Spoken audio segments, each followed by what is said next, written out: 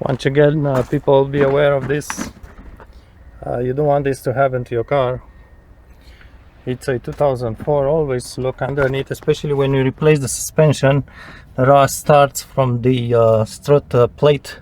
It's touching the paint and it's just destroying the paint of the coat. It starts getting rusted from underneath, and then you notice what happens with this guy.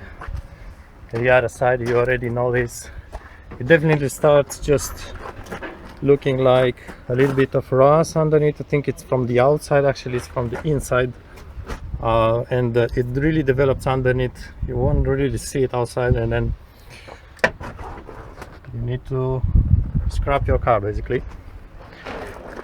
Sometimes you may try to really apply some weld, but at this point it's the metal, it's so thin there, so I'm not sure what you can do about it.